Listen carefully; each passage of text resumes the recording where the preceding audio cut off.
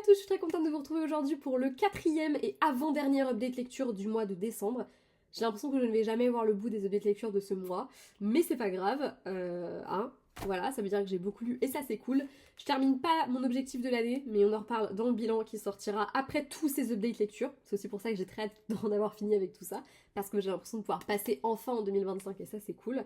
Et commençons tout de suite, hein, je vais pas vous faire poireauter pendant ce diplôme. Au programme, on a une romance de Noël et 2 bandes dessinées que évidemment je n'ai plus dans ma bibliothèque pour les 2 BD, hein, comme d'hab, je les ai déjà rendues, tout ça, enfin vous avez l'habitude maintenant. Commençons de suite avec le premier roman de cette update lecture, à savoir Comment Santa a brisé ma poisse d'Alfreda Henry, publié chez HarperCollins dans cette jolie petite collection de Noël.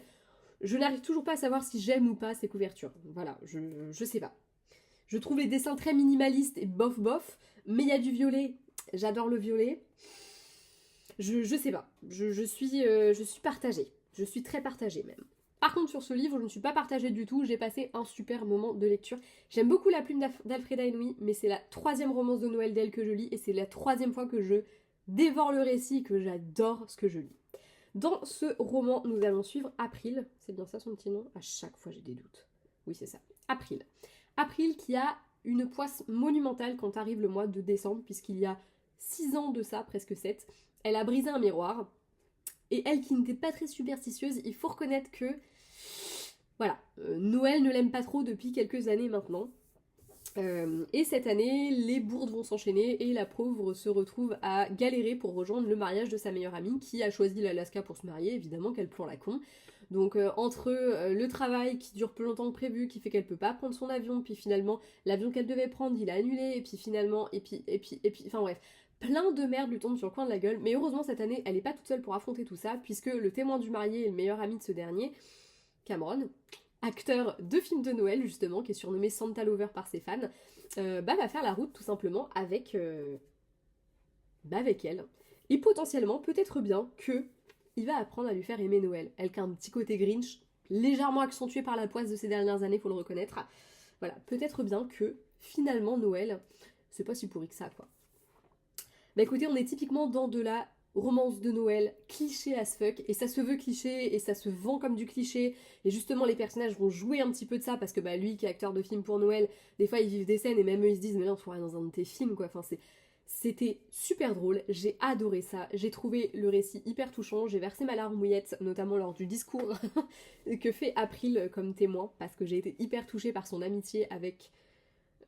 Bon, il n'y a pas son nom à la meilleure amie, hein. Putain, j'ai encore oublié. Mais c'est fou ça d'oublier les prénoms comme ça, c'est dingo. Ornella. Le mariage d'Ornella, voilà, qui est le point de mire de tout ça, bah, j'ai adoré son amitié avec April, à cette Ornella. Ornella, je le répète pour pas l'oublier. Voilà, voilà. J'ai adoré la romance qui était hyper mignonne, hyper cohérente. J'ai vraiment aimé en fait le fait d'avoir plein d'imprévus comme ça va rapprocher les personnages, ils vont petit à petit faire vraiment connaissance, parce que jusque-là ils se connaissent par le biais de leurs amis, mais ils n'ont pas passé beaucoup de temps ensemble.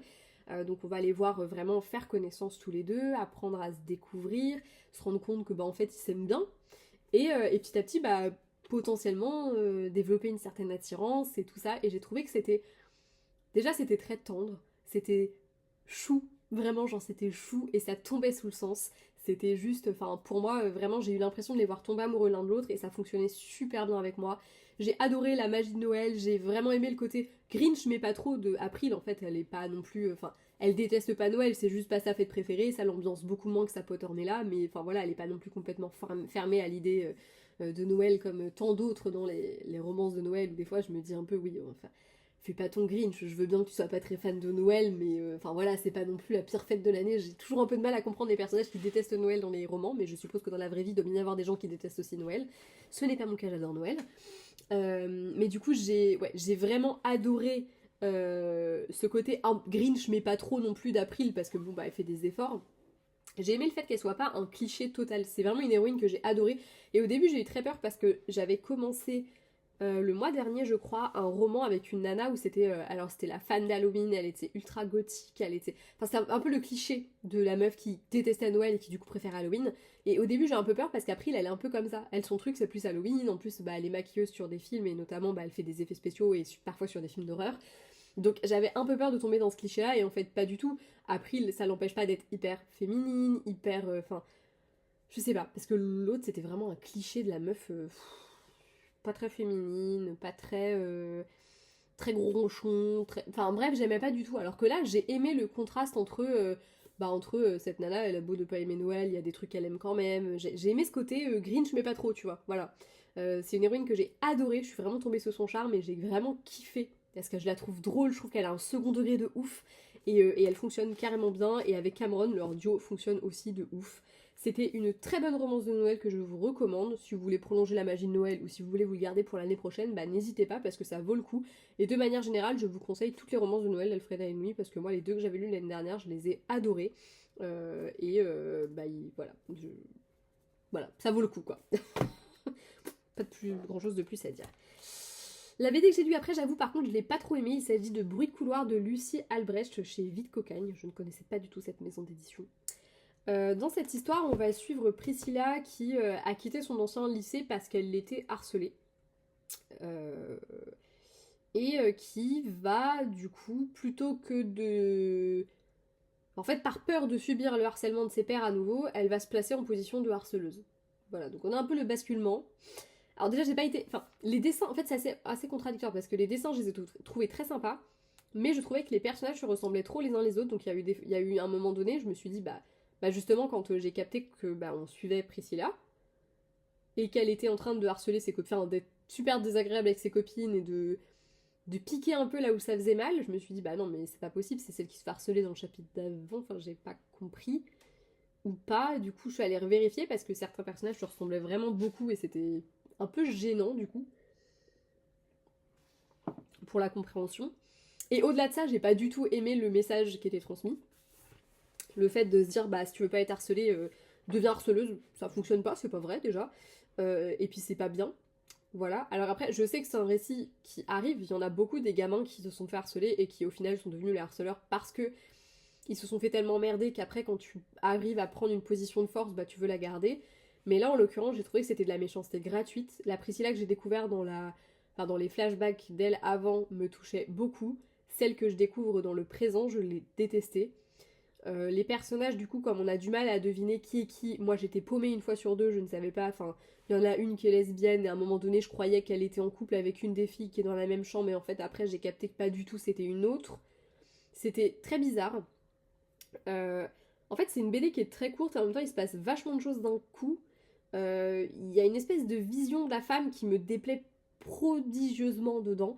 Et en même temps, je comprends le choix qui a été fait de raconter, voilà, le fait que tu peux monter les gens les uns contre les autres comme tu veux, le fait que quand t'as été harcelé, oui, des fois t'as envie de reprendre le pouvoir et du coup de harceler les autres, je l'entends parce que c'est vrai, mais j'ai pas du tout aimé le propos de cette BD, j'ai pas aimé ce qu'elle racontait, j'ai trouvé que c'était plat. Les dessins étaient beaux, mais le problème c'est que tout se ressemblait tellement que c'était compliqué. En fait, j'ai trouvé hyper dommage parce que dès qu'il y avait un truc qui me plaisait, c'était aussitôt bah, annulé entre guillemets par quelque chose qui me plaisait pas du tout. Bref, c'est pas une BD qui était faite pour moi. Il y a des trucs vachement plus sympas à lire sur le harcèlement. Là, comme ça, je n'ai plus le titre en tête, mais c'est quoi déjà que j'ai lu il y a pas longtemps? Attendez, je vérifie, j'ai mon carnet de lecture sous le nez. Si, je l'ai lu le mois dernier, je crois. Ne vois-tu rien venir? À la rigueur, si vous avez envie de lire un truc sur le sujet, et en plus, un truc sur lequel vous allez avoir à la fois le point de vue du harceleur et de la harcelée, voilà, lisez peut-être plutôt ça, je trouve que ça a plus de sens. Ça justifie pas les actes en plus, alors que là on a presque l'impression qu'on justifie le fait qu'elle harcèle par le fait qu'elle est harcelée. C'est un peu de la merde, j'ai vraiment pas trop aimé. Voilà, je déteste dire que c'est de la merde quand je parle d'un truc, mais sur le harcèlement je trouve que c'est quand même hyper touchy, et là j'ai pas du tout aimé le message. Voilà. Après ça peut-être que vous allez trouver que ça a du sens et tout ça, peut-être que vous l'avez lu et que vous avez adoré, mais moi non, ça a pas du tout fonctionné, encore une fois, le fait que je pense qu'en plus de ça, j'ai été un peu gênée dans ma lecture par ce fameux truc avec les dessins où je comprenais pas toujours trop, je devais revenir en arrière. On est quand même sur une BD qui est pas très grosse, si t'es obligé de revenir en arrière, c'est qu'il y a un problème. Donc ouais, non, je suis pas du tout fan. Par contre, le roman graphique suivant, toujours un sujet très, très touchy, et j'ai du mal à dire que je l'ai adoré, mais en même temps, c'est le cas. Il s'agit de Speak, illustré par Emily Carroll, et c'est un tiré du roman de Laurie Alsanderson, qui nous en français s'appelle Ne le dis à personne. C'est un roman que j'ai lu il y a quelques années et j'avais dû vous en parler, je pense, sur la chaîne. je pense que j'avais déjà une chaîne au moment où je l'ai lu. Si c'est pas le cas, il faudrait vraiment que je vous en parle parce qu'il est incroyable ce livre. Ça raconte l'histoire de Melinda qui s'est fait violer à une fête et qui depuis ne parle quasiment plus. Elle se mure vraiment dans le silence, elle a perdu quasiment tous ses potes, elle a du mal à se faire de nouveaux amis, elle a du mal à parler, à extérioriser, et en fait plus elle se laisse sombrer dans cette espèce de silence, plus c'est difficile pour elle de dire ce qui s'est passé, de parler tout court, d'exprimer son mal-être. Et du coup, la BD, c'est l'histoire du roman. Donc on va suivre Melinda. On va la suivre dans le présent. Et on va petit à petit découvrir ce qui lui est arrivé. Je préfère dire tout de suite que c'est une histoire de viol parce que je veux pas que vous vous lanciez dans cette BD sans savoir de quoi il est question parce que j'estime que c'est le... Enfin voilà, il faut le savoir. En plus de ça, il n'y a pas vraiment de mystère autour. Enfin je crois pas. En tout cas, il me semble que dans le résumé du livre, c'est sûr que c'est écrit parce que moi je me rappelle que je savais très bien dans quoi je me lançais quand je me suis lancée dedans. Et de toute façon, j'estime qu'à partir du moment où tu as une scène de ce genre, tu dois le dire, donc je le dis. Et puis de toute façon, c'est pas le propos. Le propos, c'est pas qu'est-ce qui lui est arrivé, c'est où est-ce qu'elle en est aujourd'hui, comment elle va se sortir de ça. J'ai trouvé qu'il y avait une façon d'écrire le mal-être dans le roman qui était incroyable et dans la BD, c'était trop bien fait. Je me rappelle qu'il y a des scènes qui m'ont énormément marqué dans le livre, dont je me rappelle encore alors que c'est un livre que j'ai lu il y a des années. J'essaierai de retrouver la date et de vous le mettre dans la barre d'infos, mais je vous promets pas de la retrouver parce que je sais pas. Mais je pense que ça doit faire plus de 5 ans que j'ai lu ce livre. Je pense honnêtement. Même largement plus de 5 ans. J'ai envie d'aller regarder tout de suite. Bref, je ne le ferai pas, mais j'ai très envie d'aller regarder tout de suite. Je l'ai lu il y a... Non mais il faut que je regarde. Faut que je regarde. Si je vais là-dedans, normalement, je vais retrouver. Alors, ne le dis à personne. Et il y a des scènes en fait qui m'avaient tellement marqué qu'aujourd'hui encore je me rappelle de ces scènes alors que ça fait vraiment un moment. Ah, c'est peut-être pas ne le dis à personne. Oh, mince, j'ai oublié le titre. Mais en le disant depuis tout à l'heure, je me dis c'est pas ça le titre. Merde, c'est comment déjà? Suspense.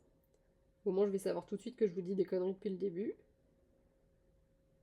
Ah, c'est vous parler de ça, rien à voir. Il y a vraiment rien à voir, il y a aucun mot qui va avec. Et je l'ai lu en 2016. Ah ouais, 2016. Bon, bah vous parlez de ça du coup. Ne le dis à personne. Je dois avoir un livre qui s'appelle comme ça pour... Mais ouais, bref. Vous parlez de ça, bye. Je me disais bien aussi qu'il y avait un truc qui collait pas dans tout ça. Quelle grosse débile. Et donc ouais, donc je l'ai lu en 2016, donc oui, si ça fait quand même un bon moment. Et il y a des scènes dont je me rappelais encore vraiment texto de la scène en elle-même. Je me souvenais vraiment très très bien. Je me souviens pas du titre, mais je me souvenais de certaines scènes vraiment presque physiquement. Et là, j'ai eu l'impression de... Bah vraiment que ça illustrait ce que j'avais dans mon cerveau. J'ai aussi trouvé que c'était très fort la manière dont c'était dessiné, la manière dont certaines pensées étaient amenées. Franchement, j'ai trouvé que c'était une BD qui était super bien foutue et que c'était une très bonne adaptation du roman. Il y a probablement des libertés qui sont prises. Honnêtement, je me rappelle pas non plus de toute la BD, donc il y a potentiellement des libertés qui sont prises et c'est ok. Mais en tout cas, ouais, vraiment une très bonne adaptation. On est sur un parpaing, hein, c'est vraiment une très grosse BD qui va reprendre petit à petit un petit peu bah, tout ce qu'on a déjà, enfin tout ce qu'on a, toute l'histoire de Melinda. C'est touchant, c'est marquant, vraiment marquant. Le roman m'avait marqué et je pense que la BD va me marquer aussi pendant très longtemps. Euh, c'est pas une BD qu'on peut mettre entre toutes les mains forcément, puisqu'encore une fois, il est question de. Il y a une scène de viol, il est question de violence sexuelle. Donc, enfin, forcément, c'est pas quelque chose qu'on peut mettre entre toutes les mains. Je vous le cache pas. Mais malgré tout, c'est quand même vraiment un livre que j'ai envie de vous conseiller. Parce que j'estime que c'est le genre de choses dont il faut parler, parce que c'est le genre de truc qu'il faut lire. Pour moi, c'est une BD à lire, mais je peux pas vous la conseiller non plus, tu vois. Voilà, le sujet est un peu trop touchy pour ça. Malgré tout, une BD qui restera vraiment, vraiment très marquante pour moi, que j'ai, malgré le sujet que j'ai apprécié vraiment. Et en plus de ça, je crois que Enfin, j'ai lu là que c'était un peu autobiographique et qu'a priori, c'est quelque chose que l'autrice, elle a vraiment subi. Je vous conseille de lire Laurie Alsanderson d'ailleurs, parce que moi, j'y avais lu aussi Je suis une fille de l'hiver où elle parle de anorexie. et j'avais trouvé que c'était très bien foutu, c'est toujours hyper poignant comme texte, et très rude, mais très très bon, donc ouais, je vous la conseille. Bref, je vais m'arrêter là avec cette update lecture, j'espère que vous avoir donné envie de découvrir ou pas ces 3 livres, et moi je vous dis à très vite dans un prochain update lecture. Ciao!